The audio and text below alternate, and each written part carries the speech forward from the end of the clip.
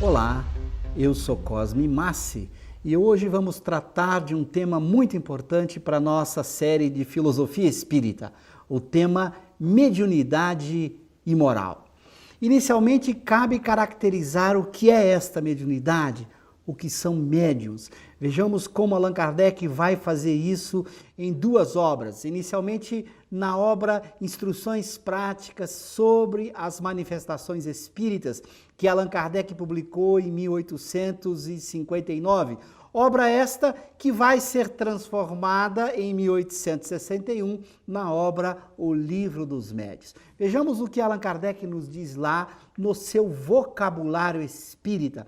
Essa é uma obra importante, não apenas pelo conteúdo que Allan Kardec desenvolve nela e que será aprofundado em O Livro dos Médiuns, mas também por este vocabulário espírita que Allan Kardec constrói na obra. Em nenhuma outra obra ele retomou esse vocabulário espírita. Então é muito importante ter essa obra em casa para ver esse dicionário elaborado por Allan Kardec sobre os principais termos utilizados no Espiritismo. Então aí fica a nossa sugestão para que vocês tenham esta obra, Instruções Práticas sobre as Manifestações Espíritas, para examinar principalmente este vocabulário espírita. É lá que Allan Kardec vai definir o que é médium. Diz ele o seguinte: significado do latim medium, meio, intermediário, pessoa que pode servir de intermediário entre os espíritos e os homens. Veja que na expressão colocada por Kardec justifica muito bem o uso da própria palavra médium, intermediário entre os espíritos e os homens. A pessoa que vai permitir com que os espíritos transmitam suas mensagens, suas comunicações, de alguma forma, para os homens. Allan Kardec vai precisar isto de uma forma muito mais detalhada na obra O Livro dos Médiuns, e é lá que a gente vai buscar aprofundar o tema sobre o médium e sobre a mediunidade. Vejamos o que ele vai nos dizer lá em O Livro dos Médiuns, neste item 159 de O Livro dos Médiuns. Lembrando que Allan Kardec dá uma numeração aos diversos parágrafos e itens do Livro dos Médiuns, uma numeração sequencial. Então, quando eu falo item 159, não há necessidade de dizer qual é o capítulo, basta você procurar pela numeração que você acha esse item 159 de O Livro dos Médiuns. Lá, Allan Kardec vai mostrar que o termo médium vai ter duplo significado e ele vai trabalhar com os dois significados para que a gente possa ter uma clareza do uso desta palavra médium. O primeiro significado, diz Kardec, nesta frase que aqui lemos para vocês: todo aquele que sente num grau qualquer a influência dos espíritos é, por esse fato, médium. Então veja que aqui tem o que eu chamo de sentido lato, extenso, amplo da palavra médium. Todo aquele que sente num grau qualquer a influência dos espíritos. Sendo num grau qualquer, significa neste uso da palavra médium que todos somos médiuns, porque todos sofremos num grau qualquer a influência dos espíritos. Isso faz com que a gente possa comunicar-se com eles. Todos nós podemos comunicar-se com os nossos espíritos protetores por intermédio do pensamento, quando ouvimos aquela vozinha interior que nos orienta, que nos dá conselhos, que nos dá sugestões. Esta voz interior que todos podemos ouvir, embora sabemos que temos, às vezes, dificuldade de separar essa voz interior dos próprios pensamentos, mas essa capacidade de ouvir os espíritos, de receber seus pensamentos, de receber suas influências, nos caracteriza como médiuns. É por isso que Allan Kardec vai dizer que neste uso lato, amplo da palavra médium, todos somos médiuns. Neste uso lato, nesse uso amplo da palavra. Vocês todos podem observar esta comunicação sutil dos espíritos conosco. Quem não teve esta vozinha, essa intuição, esse momento em que um espírito acabou dando para ele uma sugestão, uma ideia. É aquela dona de casa que escuta, estando no quarto lá trabalhando, uma vozinha que diz: o fogão tem um problema, o feijão está entornando, alguma coisa está acontecendo, e ela de repente larga o que estava fazendo, corre para a cozinha, encontrando lá a panela transbordando, alguma coisa acontecendo. Quem não ouviu essas pequenas sugestões, não siga por aí, não vá por aquele caminho, faça isso, não faça aquilo outro. Eu mesmo tenho vários desses momentos e me recordo de um momento muito especial que aconteceu comigo, quando ainda era estudante e fazia a universidade. Eu sempre chegava da cidade onde fazia universidade para a cidade em que eu morava, eu chegava às terças-feiras à noite, eu viajava para chegar à noite na minha cidade. E era muito comum eu comprar a passagem para ir de novo para outra cidade, que era Campinas, onde eu estudava, eu comprava a passagem no sábado. Então eu chegava na terça, trabalhava quarta, quinta e sexta na cidade que residia e retornava domingo à noite para a cidade, Campinas, onde eu fazia, na ocasião, o mestrado. E era muito comum eu comprar a minha passagem exatamente aos sábados. Eu chegava à terça e só ia de novo na rodoviária, porque eu tinha que ir ao mercado, que era próximo à rodoviária, no sábado, e eu acabava comprando a minha passagem, sempre nos sábados, nunca tive problema. Um belo dia, eu chego terça-noite, e quando eu estava em casa, ouvi a vozinha: vá comprar a passagem amanhã. E imediatamente eu respondi para mim mesmo, achando que aquilo era simplesmente um pensamento meu. Eu disse para mim: eu compro sempre no sábado, não vou sair, ir lá comprar passagem amanhã, me deslocar. Sábado eu vou ter que ir ao mercado lá próximo, eu compro a passagem no sábado. E a vozinha insistiu: compre a passagem amanhã. E eu não fui. Não fui comprar, não dei bola para essa vozinha. Quando fui comprar a passagem no sábado, o que aconteceu? Não tinha mais vaga no ônibus. Eu passei um transtorno tremendo para chegar na cidade de Campinas, eu morava em Petrópolis na ocasião, para fazer o meu mestrado. Tive que mudar todo o meu itinerário, tinha um ônibus que era direto Petrópolis-Campinas, eu tive que ir para São Paulo porque eu tinha um compromisso importante na sala de aula na segunda. Foi um transtorno muito grande. E eu resolvi, naquela ocasião, perguntar ao moço lá do caixa que estava me vendendo a passagem: que dia acabou a passagem? Que dia o ônibus preencheu? Ele falou: na quarta-feira. Quarta-feira esgotaram-se a passagem. Se eu tivesse comprado quarta-feira cedo, quando tive esta inspiração, eu não teria passado por todo o transtorno que passei. Este é apenas um exemplo entre tantos que a gente tem, cada um tem o seu exemplo, desta influência dos espíritos comunicando-se conosco de alguma forma no nosso pensamento. Então, neste sentido lato, vai dizer Kardec, todos somos médios, porque recebemos essas comunicações dos espíritos, essa opinião, essa ajuda, esse tipo de interferência em nossas vidas. Mas claro que, vai dizer Kardec, não se trata apenas de usar a palavra médium nesse sentido lato amplo. É importante numa ciência ter um uso mais preciso, mais estrito, mais delimitado para a palavra médium. É o que Kardec vai fazer neste mesmo item 159, quando vai nos dizer o seguinte: todavia, usualmente, assim só se qualificam aqueles em quem a faculdade mediúnica se mostra bem caracterizada e se traduz por efeitos patentes de certa intensidade, o que então depende de uma organização mais ou menos sensitivas. Então, Kardec vai reservar a palavra médium, agora no sentido estrito, para designar essas criaturas especiais, cuja capacidade agora de interferência com os espíritos vai além dessa interferência mental. Eles permitem que os espíritos se comuniquem de uma forma especial, mais ostensiva. É este que vai receber qualificativos próprios de acordo com a forma de comunicação. Então vai ser o médium psicógrafo, se permite que os espíritos escrevam ou façam uso dos recursos da escrita através dele, o médio psicofônico ou da psicofonia, que vai permitir que o espírito faça uso dos recursos de sua voz, etc. Então, médium no sentido estrito é esse indivíduo dotado desta faculdade especial ostensiva que permite determinado tipo de comunicação dos espíritos com os homens. Então, temos aqui esses dois sentidos da palavra médium.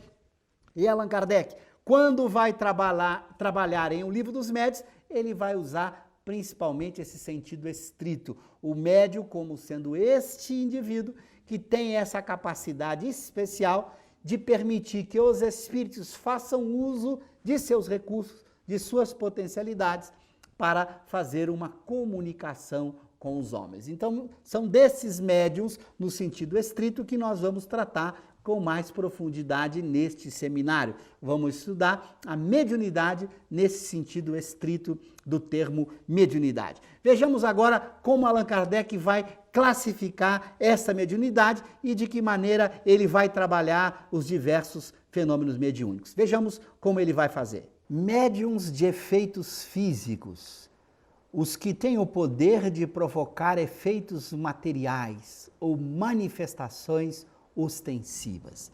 Kardec vai aqui nesse item 187 do Livro dos Médiuns classificar e trabalhar com esses médiuns de efeitos físicos. Nós vamos ver que ele vai classificar todos os fenômenos mediúnicos em dois grandes grupos. O que ele chamou de médiuns de efeitos físicos, que nós vamos estudar agora, e depois os chamados médiuns de efeitos intelectuais.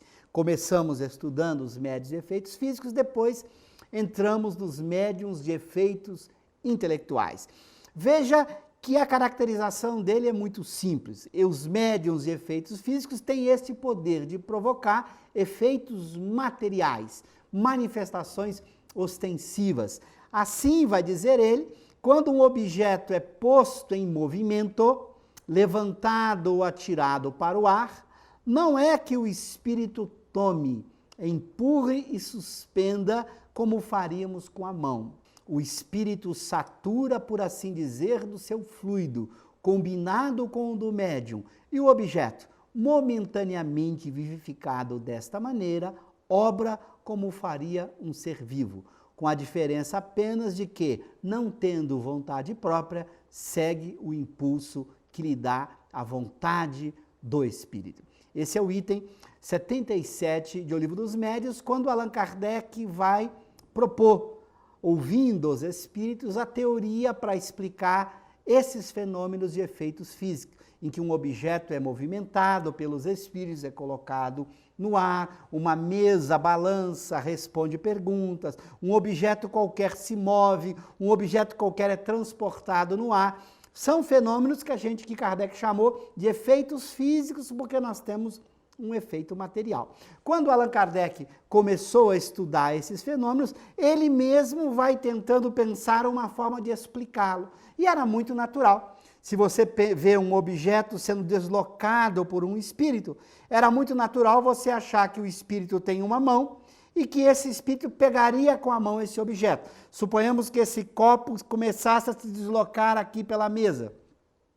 Você poderia imaginar que o espírito pegou este copo com a sua própria mão e deslocou este copo fazendo uso da sua própria mão. O que Kardec vai descobrir perguntando aos espíritos que não é assim que o espírito procede. O espírito não tem mãos, tal como nós temos mãos, que exercem pressão, que têm efeito muscular e que seriam capazes de exercer uma pressão sobre o copo, empurrando. Isto não é assim. O espírito não tem órgãos como nós temos. Então a explicação é muito diferente daquela que à primeira vista pareceria ser a explicação mais óbvia. Se as teclas de um piano estão se movimentando, produzindo uma música num fenômeno mediúnico de efeitos físicos, você imaginaria que os espíritos estão com seus dedos tocando nas teclas do piano, fazendo com que essas teclas se movimentem. Não é assim.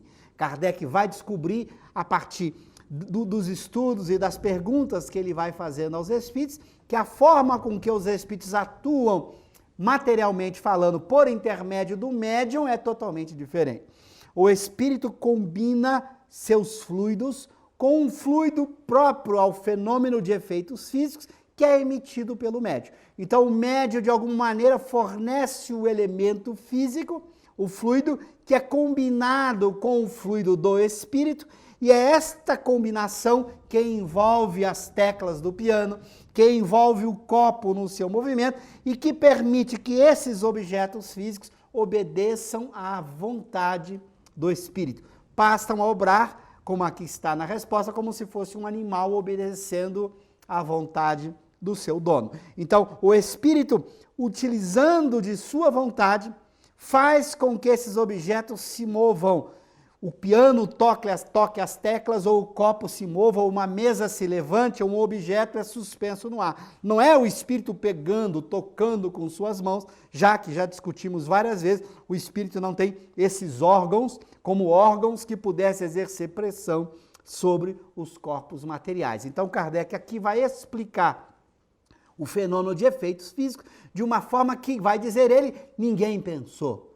Se a teoria fosse da cabeça do médium, seria inusitado, já que o próprio médium achava que o espírito pegava com a mão o objeto e não podia imaginar uma teoria muito mais elaborada como essa de uma combinação fluídica entre os fluidos produzidos pelo médium encarnado e os fluidos que o espírito é capaz de manipular. É esta combinação fluídica que permite a interação do espírito com o mundo material. Então, este é o fenômeno de efeito físico, tal como Kardec vai discutir em O Livro dos Médiuns. Vejamos o que ele vai colocar ainda mais sobre esse fenômeno de efeitos físicos.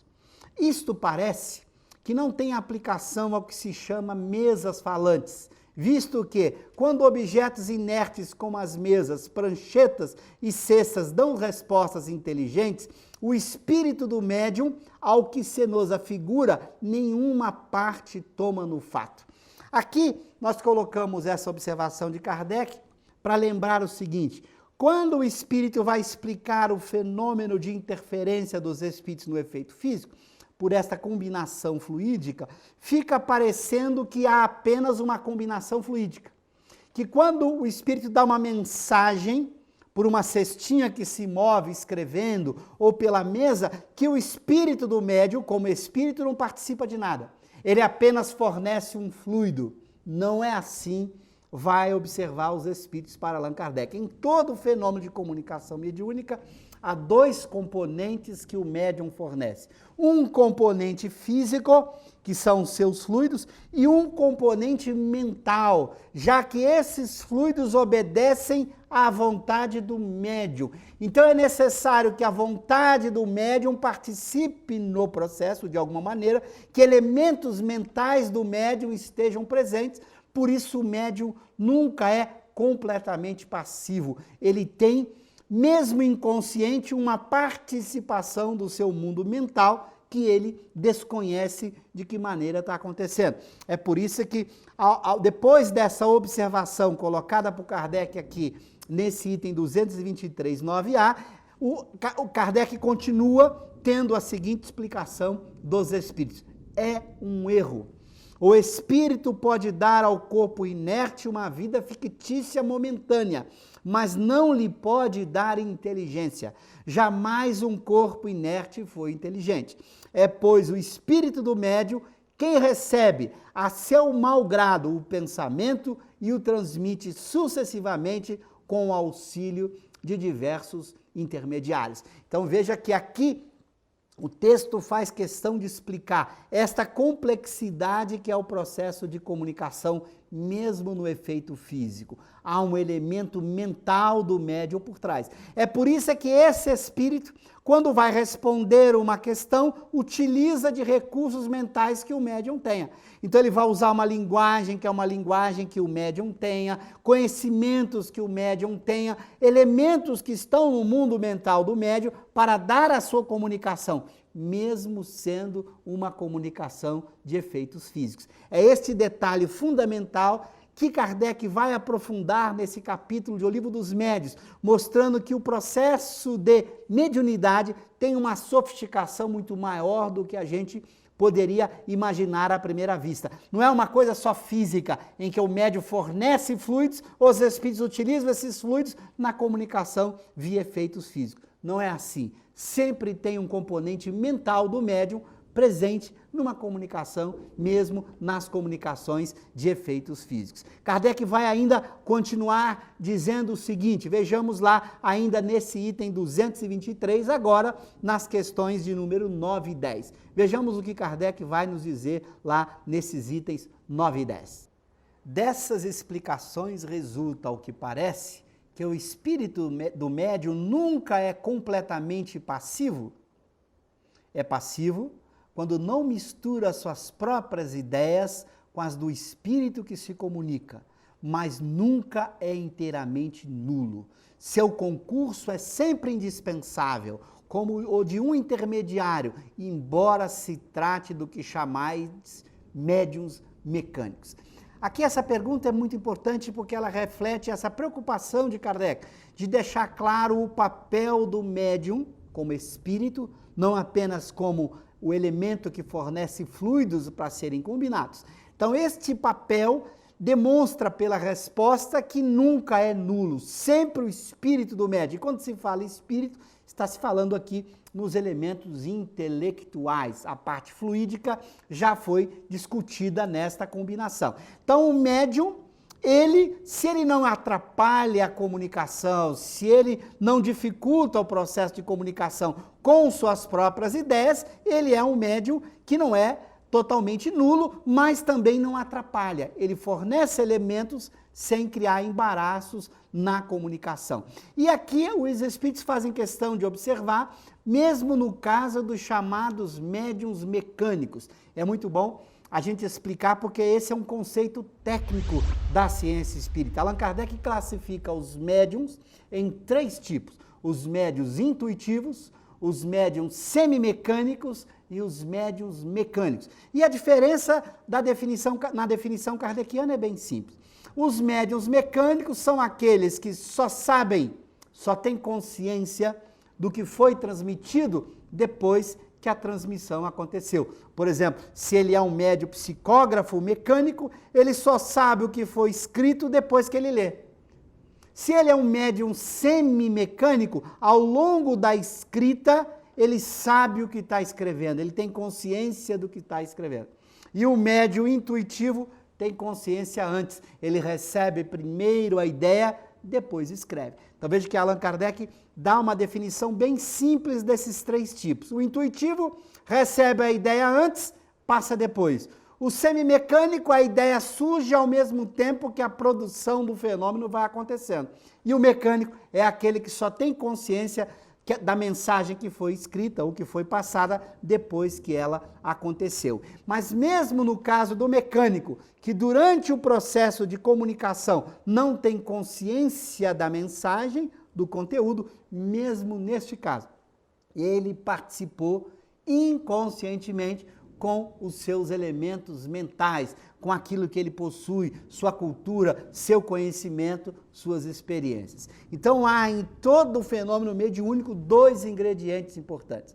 Ingredientes mentais, que dependem do conteúdo do médium, do conhecimento dele nesta vida, de vidas anteriores, e um conteúdo físico, que são os fluidos que o médium fornece para que esses fluidos possam ser combinados pelo espírito que deseja comunicar. Quando a gente pensa nesses 2 elementos, nós vamos entender todo o problema da interferência do médium na comunicação, ou das dificuldades para o processo de comunicação.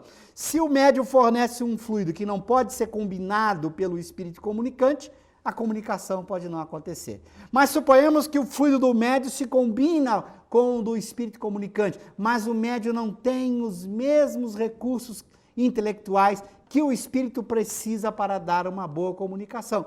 A comunicação pode sair truncada, pode sair com ideias do médium, pode sair de uma maneira a não expressar com mais clareza e profundidade o pensamento do espírito comunicante. Então veja que na comunicação mediúnica há elementos muito importantes que precisam ser compreendidos. Os elementos físicos, que é a qualidade dos fluidos fornecidos pelo médium, e os elementos morais ou mentais, conhecimentos, sentimentos, o mundo mental do médium que participa da comunicação. Vejamos agora como Kardec vai tratar do outro grande grupo de médiuns que nós falamos no começo, os chamados médiuns de efeitos intelectuais. Vejamos o que diz Kardec a esse respeito lá no item 187 de O Livro dos Espíritos. Que são esses médiuns, então, de efeitos intelectuais? Os que estão aptos a receber e a transmitir comunicações inteligentes. Enquanto nos médiuns de efeitos físicos havia muito mais uma preocupação com elementos materiais, movimento, translação, batidas, barulhos, ruídos, nos médiuns de efeitos intelectuais o relevante é a comunicação. O fenômeno inteligente, a mensagem que está sendo passada, a mensagem que está sendo transmitida. O que Kardec, então, vai escrever sobre esses médiuns de efeitos intelectuais? Todas as outras espécies se prendem mais ou menos diretamente a uma ou outra dessas duas categorias. Algumas participam de ambas. Se analisarmos os diferentes fenômenos produzidos sob a influência mediúnica, veremos que em todos há um efeito físico e que aos efeitos físicos se alia quase sempre um efeito inteligente. Difícil é muitas vezes determinar o limite entre os dois, mas isso nenhuma consequência apresenta. Sob a denominação de médiuns de efeitos intelectuais, abrangemos os que podem, mais particularmente, servir de intermediário para as comunicações regulares e fluentes. O texto kardeciano começa com essa observação que é muito importante. Kardec classificou os médiuns em dois grupos, efeitos físicos de um lado, efeitos inteligentes do outro. Primeiro, ele observa que essa classificação não é absoluta. Você pode ter um fenômeno em que aparecem os dois componentes. Veja o caso de uma cestinha que escreve, por uma ponta de um lápis que é colocada nela, a chamada cesta de bico utilizada na época de Kardec. Ou uma prancheta em que você coloca um lápis na prancheta apoiado no papel. Os médiuns ou o médium coloca a mão sobre a cestinha ou sobre a prancheta e a cestinha escreve. Então ali você tem um efeito físico, o movimento da cestinha e da prancheta, ao mesmo tempo que um efeito inteligente, um efeito intelectual. Por isso essa classificação não é absoluta, essa separação nos dois grupos. Mas claro que vai dizer Kardec, embora a gente possa ter sempre um efeito físico com algum efeito inteligente, os chamados médios de efeitos intelectuais serão aqueles que são mais propícios para as comunicações regulares e frequentes. Então, às vezes, um efeito físico produz uma comunicação mais pequena, curta, não tão grande e eficiente. No médio de efeito intelectual, nós temos uma comunicação muito mais frequente e regular. Veja o caso da psicografia, da psicofonia, que são fenômenos de efeitos intelectuais, onde o médium consegue transferir uma comunicação dada pelos espíritos de forma muito mais fluente, de forma muito mais regular. Vejamos agora como Kardec vai distribuir os diversos tipos de médiums nesses dois grandes grupos, efeitos físicos e efeitos intelectuais. Vejamos como ele procede. Inicialmente, ele vai botar nesses dois grandes grupos uma característica importante. Esses médios, tanto de efeitos físicos quanto de efeitos intelectuais, podem ter a capacidade que Kardec chama de médiums sensitivos, que são aqueles médios capazes de sentir a presença dos espíritos. Então, tanto os de efeitos intelectuais quanto de efeitos físicos têm essa habilidade de sentir a presença dos espíritos, daí chamados médios sensitivos. Eles podem também ser agrupados como naturais ou inconscientes, ou facultativos e voluntários. Os naturais ou inconscientes são aqueles médiums cuja comunicação se dá sem que ele tenha tido vontade. A comunicação surgiu naturalmente, ele nem sabia disso, ele nem se dá conta do processo e a comunicação começa, ou o efeito físico começa. Ele não tem ideia do que está acontecendo porque não houve a sua participação pela vontade de alguma maneira. Os facultativos ou voluntários provocam os fenômenos. É o médium que senta, se concentra e provoca o fenômeno e permite que o espírito faça uso de seus recursos, utilizando sua vontade utilizando esse seu desejo de comunicação. Então, Kardec primeiro pega os dois tipos de médios e mostra que eles podem ter essas três características: sensitivos, naturais ou facultativos.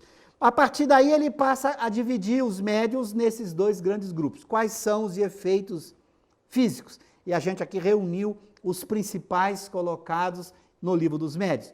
Os tipitólogos, aqueles que produzem comunicações ou fazem movimentos de objetos por barulhos, pancadas, uma série de efeitos em que você tem a ação material dos espíritos. Os motores se concentram basicamente em movimentos, translações e suspensões, quando esses movimentos não são apenas em cima de um objeto, mas também permite, até no caso da suspensão, levantar um objeto no ar. Efeitos musicais, é o piano que toca, é um instrumento musical que começa a produzir uma música. As aparições, quando o espírito torna-se visível para as pessoas presentes. Os médios de transporte, que permite que um objeto saia de um lugar e vai para aparecer em outro lugar. Os chamados médios noturnos são aqueles que são mais propícios para determinados fenômenos que ocorrem à noite. Embora Kardec vai observar que, nesse caso particular, isso é muito mais psicológico. Em geral, o médium que trabalha à noite também poderia trabalhar durante o dia. Os pneumatógrafos, ou os médiums que permitem a escrita direta, em que o indivíduo bota um papel dobrado numa gaveta, e aquele médium permite que o espírito faça aparecer letras, algo escrito naquele papel. Os pneumatófonos, que produzem sons no ambiente, não passando pela garganta do médium. Os médiuns curadores, os médiuns excitadores. Então, aqui são exemplos de médiuns de efeitos físicos. Vejamos então os principais tipos de médiuns de efeitos intelectuais que Kardec estuda. Primeiro, o que ele chamou de médiuns audientes, aqueles que são capazes de ouvir os espíritos passando então a sua mensagem. Os médiuns falantes, também conhecidos como médiuns de psicofonia, aqueles médiuns que fornecem os recursos da fala, o espírito se utiliza dele para falar. Os médiuns videntes, aqueles que veem os espíritos.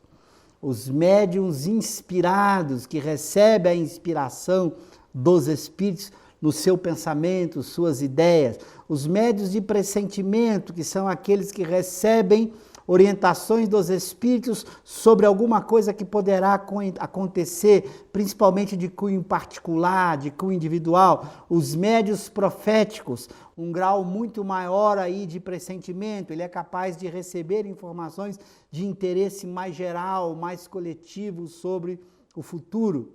Os médiuns sonâmbulos, aqueles que no estado de sonambulismo podem também dar e receber mensagem dos espíritos. Lembrando que o sonambulismo não é necessariamente um fenômeno mediúnico. O sonâmbulo é aquele indivíduo que age num estado de emancipação da alma, em que o corpo semi-adormecido ou adormecido, o espírito é capaz de utilizar, o espírito encarnado, o próprio indivíduo, utilizar desse estado de adormecimento do corpo para agir, para se locomover, para fazer várias coisas. Se o sonâmbulo, nesse estado de sonambulismo, que é um fenômeno de emancipação da alma, entra em comunicação com o espírito e recebe alguma comunicação do espírito, aí nós temos o médium sonâmbulo, aquele que no estado sonambúlico também dá comunicação dos espíritos. Os médiuns estáticos, vale a mesma coisa, que nesse estado de êxtase recebe comunicação dos espíritos. Lembrando que o sonambulismo, o êxtase, a dupla vistas, são estados de emancipação da alma que Kardec vai estudar lá no Livro dos Espíritos. Estados de emancipação em que o espírito, afrouxado os laços do corpo, permite certas capacidades de espírito, mas só serão médiuns se utilizarem esses recursos para comunicar-se com o espírito, recebendo dele informações, comunicações e passando para os homens. E aqui nós acrescentamos um tipo particular de mediunidade que Allan Kardec não vai colocar aqui em O Livro dos Médiuns, que foi publicado em 1861. Muito pelo contrário, aquelas pessoas que estudam o Livro dos Médiuns vão encontrar lá no capítulo da obsessão e da possessão, Kardec produzindo argumentos contrários à possessão. Kardec vai dizer em O Livro dos Médiuns que não há possessão. Só que lá em A Gênese, 7 anos depois, em 1868, Kardec vai ter um item sobre a possessão, em que Kardec vai colocar a possessão como um fenômeno mediúnico. Ele, em O Livro dos Médiuns, recusa porque ele não tinha conhecimento detalhado dos fenômenos de possessão. Quando ele vai estudar os fenômenos de possessão ao longo dos anos de 62, 63, 64, a partir dos seus estudos de diversos casos de possessão, Kardec vai mudar o ponto de vista que ele escreveu no Livro dos Médiuns e vai então em A Gênese colocar a possessão como um fenômeno mediúnico.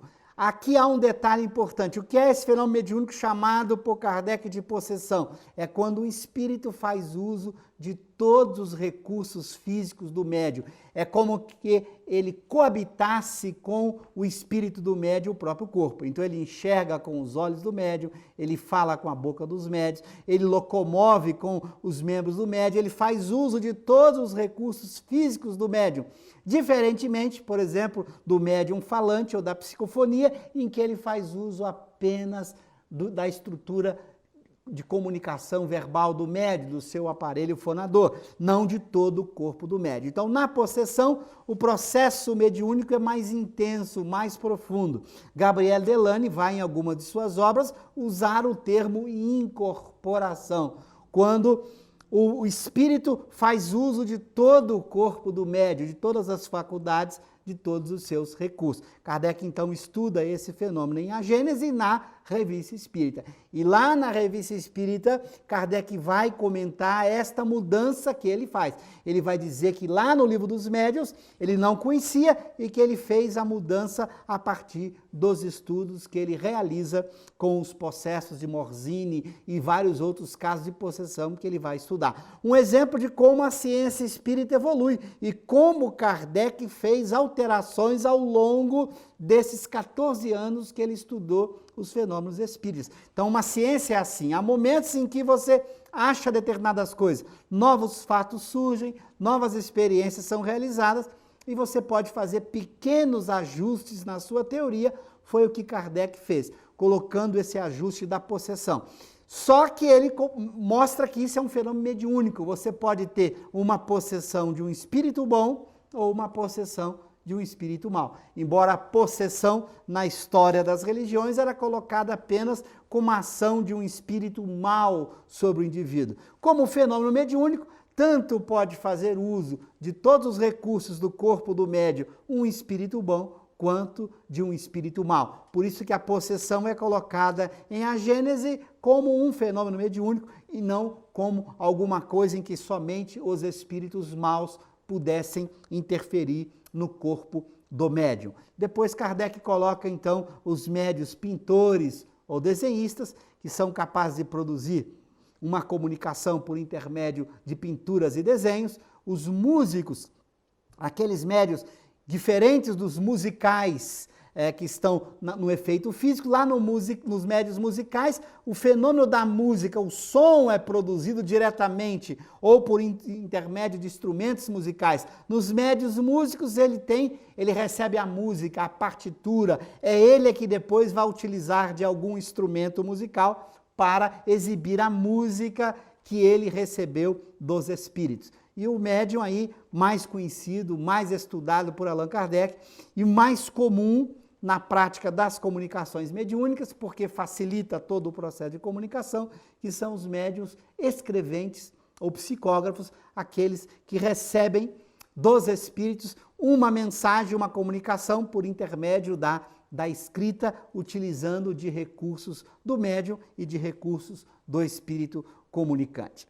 Bom, Allan Kardec agora vai tratar de explicar um pouco mais a importância da mediunidade e de que maneira nós temos que pensar a mediunidade do ponto de vista do seu uso. Como é que o médium deve proceder, o que é essa faculdade e de que maneira ele deve fazer uso dela. É o que a gente vai ver agora nesse item 198 de O Livro dos Médiuns. Vejamos o que Kardec vai nos dizer nesse item.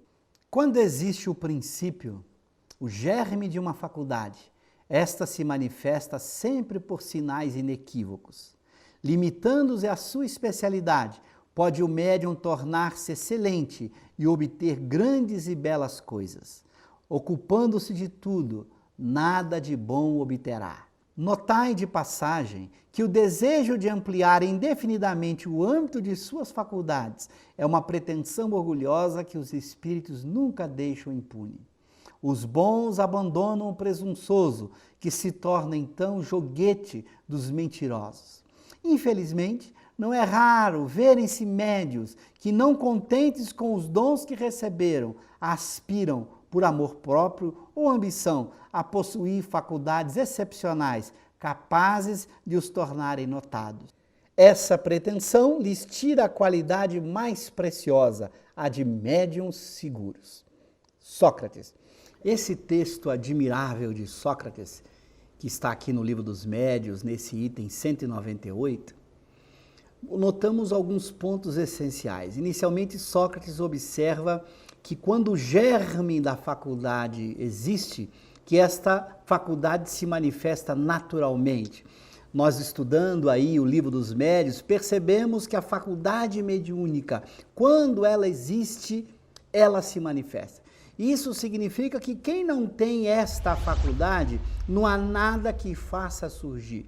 Então, a faculdade mediúnica, como qualquer faculdade, é algo que surge com o indivíduo desde o seu nascimento, ou que surge em algum momento de sua vida, mas é preciso que essa faculdade exista em germe para que ela possa ser desenvolvida. Então, ninguém se transforma em médium não tendo em germe a faculdade mediúnica. Por isso, nem todo mundo é médium no sentido estrito do termo, como nós já vimos. No sentido geral, todos somos médios, mas nesse sentido estrito, nem todos somos médios. Agora vamos aprofundar um pouquinho a questão da mediunidade com a moral, que é o nosso tema fundamental do seminário. De que maneira a moral participa da mediunidade? Vejamos o que vai nos colocar Kardec aqui em O Livro dos Médiuns, nesse item 226. O que diz Kardec?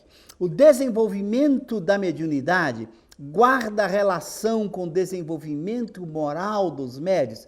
Veja a importância da pergunta. Kardec quer saber da relação entre o desenvolvimento da mediunidade com o desenvolvimento moral. Ou seja, se você se desenvolve moralmente, a faculdade se desenvolve. Ou se a faculdade é bem desenvolvida, isso tem algum respaldo moral? Veja o que os espíritos vão responder a essa pergunta de Kardec.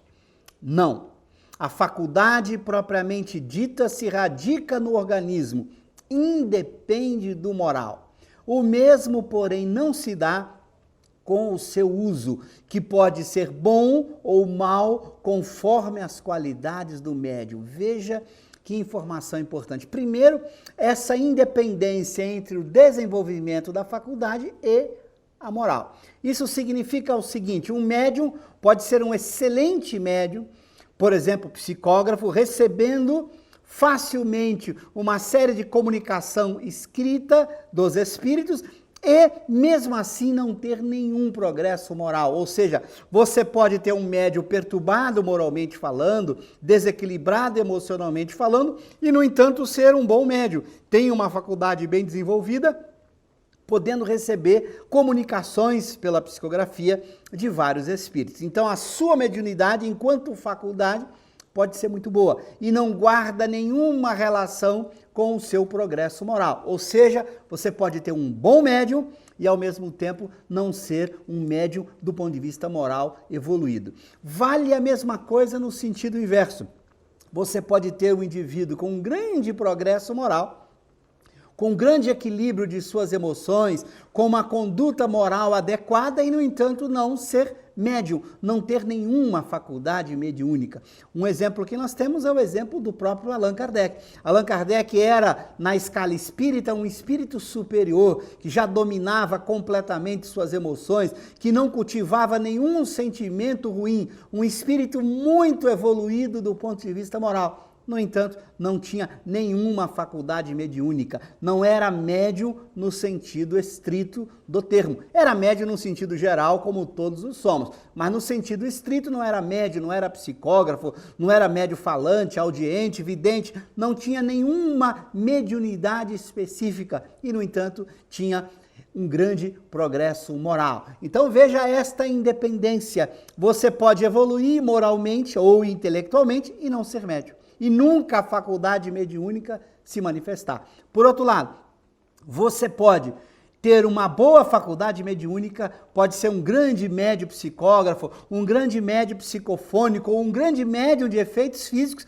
e, no entanto, nenhum progresso moral ou pouco progresso moral. Não há relação entre o desenvolvimento moral da pessoa no campo dos seus sentimentos, de sua conduta, com a faculdade mediúnica. O mesmo ocorre isso com várias outras faculdades humanas. Você pode ter uma criança que desde cedo tem uma faculdade ou uma habilidade matemática monumental, que seja capaz de grandes cálculos rapidamente, como a gente encontra na história da humanidade, pessoas com grande habilidade no cálculo e, no entanto, serem pessoas, do ponto de vista emocional, do ponto de vista da conduta, não serem pessoas moralizadas ou fortemente moralizadas. Então, esta independência entre uma faculdade e os aspectos morais do indivíduo. É isso que essa questão aqui evidencia muito bem. A moralidade é independente da faculdade mediúnica, mas não do uso que se faça da faculdade. Então, os espíritos deixam claro que no uso a moral está presente.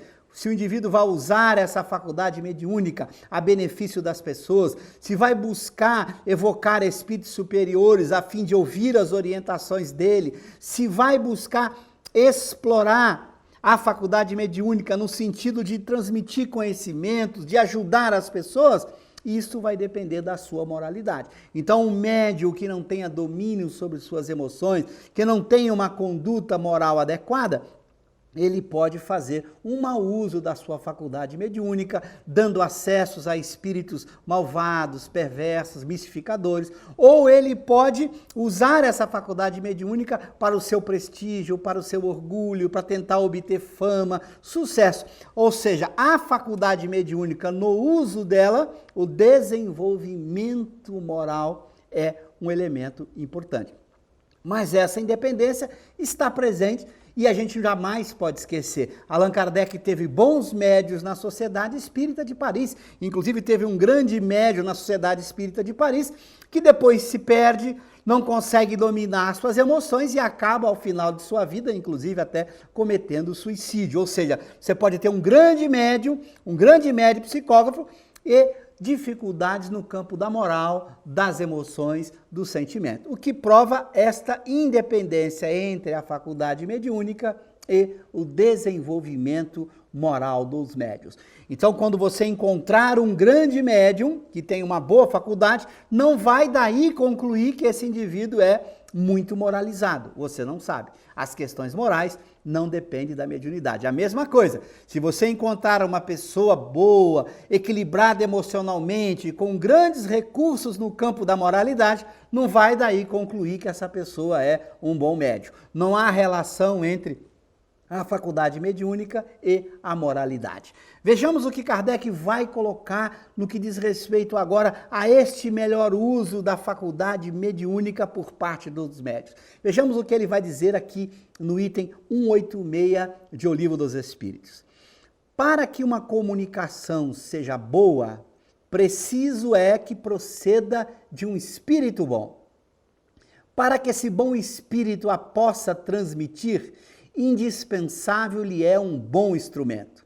Para que queira transmiti-la, necessário se faz que o fim visado lhe convenha.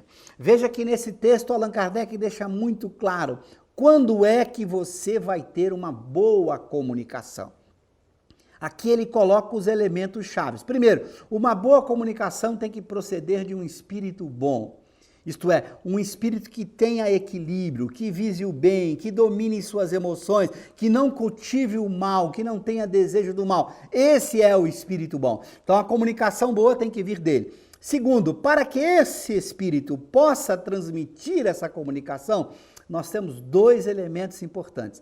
Ele precisa ter um bom instrumento, um bom médium, aquele que dispõe dos recursos mediúnicos adequados. Lembrando que não é apenas aquele que oferece os recursos fluídicos, mas também que seja rico em ideias, em conceitos, em conhecimentos, para que esse espírito possa fazer uso desses recursos intelectuais, dos recursos morais do próprio médium, como a gente já discutiu antes, mostrando que o médium participa com esses dois elementos, os elementos físicos, fluídicos e os elementos do seu mundo moral, do seu mundo mental, seus pensamentos, suas ideias, suas emoções. Então nós temos esta condição, o bom espírito vai transmitir uma boa comunicação, se ele tiver um bom médium, e o último elemento, é necessário que o fim visado lhe convenha. Se é um espírito bom, ele vai fazer isso tendo em vista um fim que seja o bem de todos. Então você não vai ter uma boa comunicação de um espírito bom apenas para satisfazer a vaidade do médium,